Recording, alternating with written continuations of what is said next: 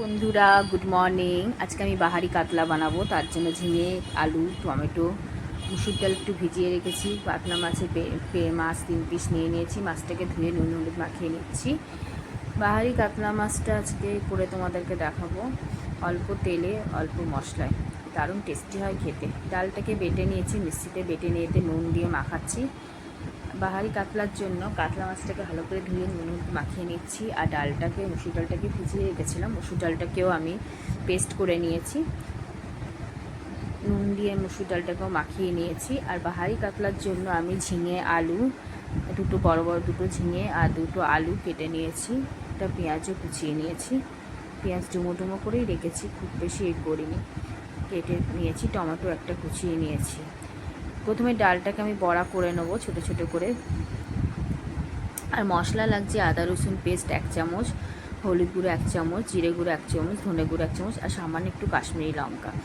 এটা আমি মাছগুলোকে প্রথমে কড়াইতে তেল দিয়ে মাছগুলোকে প্রথমে ভেজে নিচ্ছি। এটা আমি অল্প তেলেই করব, ওই একই তেলের মধ্যেই সব কিছু দিয়ে করব। দেখো, মাছটাকে প্রথমে ভেজে তুলে নিলাম, তারপর আমি ওই তেলের মধ্যেই বড়াগুলোকে ছেড়ে দিচ্ছি। দেখো, কড়ার মধ্যে তেলটা কিন্তু একদমই অল্প আছে। এইভাবে তোমরা করবে, বাচ্চা বড় বয়স্ক সবাই খেতেও পারবে আর টেস্টি হয় খুব। বাড়িতে ট্রাই করো কিন্তু। দেখো, বড়াগুলোকে আমি পরপর সাজিয়ে দিয়েছি, বা আস্তে করে আমি উল্টে দিচ্ছি। বড়াগুলোকে আস্তে করে উল্টে দেবো, দিয়ে তারপর তুলে নেব। ভাজা হয়ে গেলে তুলে নেব। দেখো, এই বাহারি কাতলা রেসিপিটা যদি তোমাদের ভালো লাগে অবশ্যই লাইক সাবস্ক্রাইব করো, কমেন্ট করতে ভুলো না যেন। দেখো, বড়াগুলো আমার ভাজা ভাজা হয়ে গেছে, এবার আমি তুলে নিচ্ছি।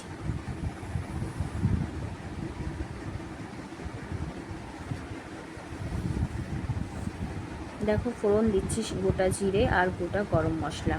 এখানে 3-4টে এলাচ নিয়ে নিয়েছি, 2টো দারচিনি নিয়ে নিয়েছি আর গোটা জিরে দিয়ে দিচ্ছি। ওই তেলের মধ্যেই কিন্তু দিয়ে দিলাম, আর কিন্তু আমি এখানে তেল দিলাম না। এবার একটা পেঁয়াজকে আমি ডুমো ডুমো করে কেটে নিয়েছিলাম আর একটা টমেটোকে কেটে নিয়েছিলাম, ওটাকেও আমি তেলের মধ্যে দিয়ে দিলাম। এবার সবজিগুলো দিয়ে দিচ্ছি। এখানে আমি 2টো ঝিঙে আর 2টো আলু নিয়েছিলাম, যেহেতু মাছটা অল্প তাই অল্পই নিয়েছি। দেখো, এই তেলের মধ্যে একটু নাড়াচাড়া করে নিচ্ছি।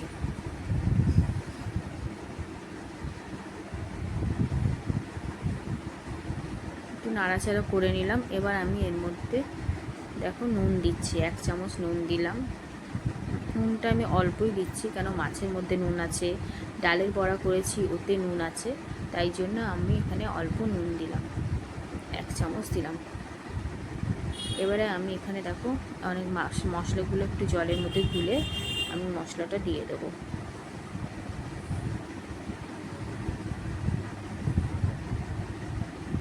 মশলাটা দিয়ে দিলাম, দিয়ে একটু এবার নাড়াচাড়া করে নিচ্ছি।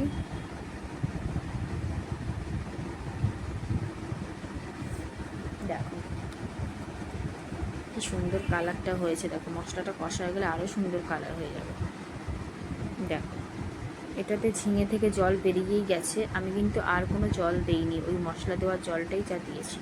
তো সামান্য একটু জল দেব আমি। এবার আমি 2টো কাঁচা লঙ্কা দিয়ে দিচ্ছি গোটা গোটা। তোমরা যদি ঝাল বেশি খাও তাহলে কাঁচা লঙ্কাগুলোকে চিড়েও দিতে পারো, আমি একটু গোটা দিয়ে দিলাম। এবার বড়াগুলোকে সাজিয়ে দিচ্ছি। এটা আমি খুব বেশি জল দেবো না, একটু মাখামাখাই হবে তরকারিটা।